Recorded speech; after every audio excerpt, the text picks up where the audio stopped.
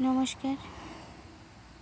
আজকে আমি একটি খুব সুন্দর রেসিপি আপনাদের সামনে দেখাতে চাই। প্রথম আমি একটি হাঁড়ি নিলাম।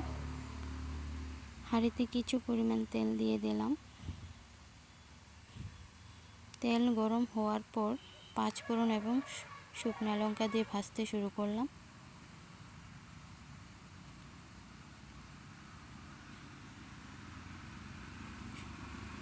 ভাজার পর কিছু পরিমাণ সবজি কেটে রেখেছিলাম, আলু, টমেটো, কাঁচা লঙ্কা এবং করলা। দেখুন, আমি কিছু পরিমাণ করলা হাতে নিয়ে নিলাম, নিয়ে হাঁড়িতে তুলে দিলাম। যেখানে 5 সোমবারি দিয়ে ভাজা হয়েছে সেখানে দেওয়ার পর হালকা করে নাড়াচাড়া করে ভেজে নিলাম। তারপর সবগুলো একসাথে হাঁড়িতে তুলে দিলাম। কাঁচা লঙ্কাগুলোকে রেখে দিলাম, পরে তুলে দেব। সবগুলো একসাথে করলা তুলে দেওয়ার পর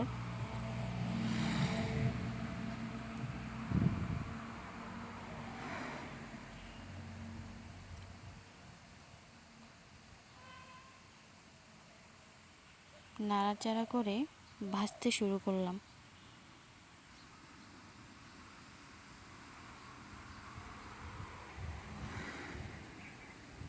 তারপর কাঁচা লঙ্কাগুলো তুলে দিলাম, আলুগুলো তুলে দিলাম,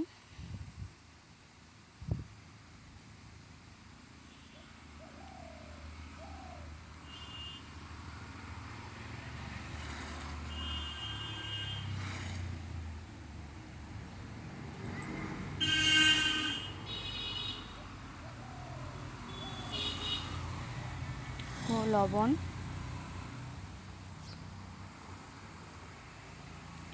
হলুদের গুঁড়ো দিয়ে ভালো করে নাড়াচাড়া করে ভাজতে শুরু করলাম।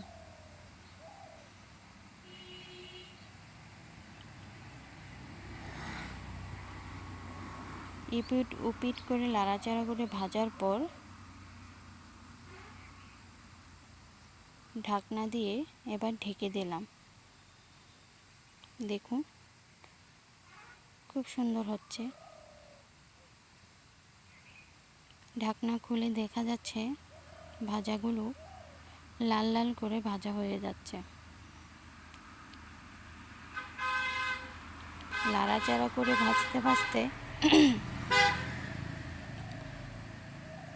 খুব সুন্দর করে ভেজে নিলাম। তারপর টমেটোগুলো তুলে দিলাম।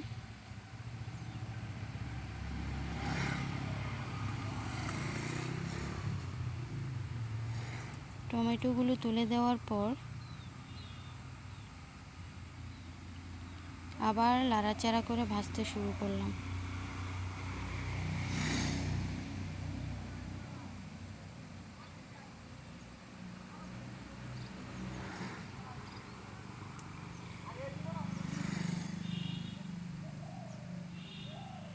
এপিট ওপিট করে নাড়াচাড়া করে ভাজতে শুরু করলাম। আপনারাও বাড়িতে এই টিপসটা করতে পারেন।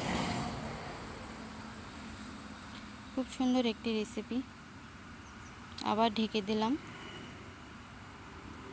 দেখুন, ঢাকনা তোলার পর ভাজাগুলো খুব সুন্দর করে লাল লাল করে ভাজা হয়ে গেছে। হালকা জিরের গুঁড়ো,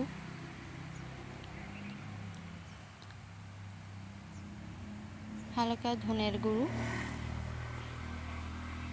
দিয়ে দিলাম। আবার নাড়াচাড়া করতে ভাজা শুরু করে দিলাম। নাড়াচাড়া করে এপিট ওপিট করে ভালো করে ভাজার পর ভাজাগুলো দেখতে খুবই সুন্দর লাগছে। আমার মোটামুটি ভাজা হয়ে এসেছে। দেখুন, এবার আমি নামিয়ে ফেলব।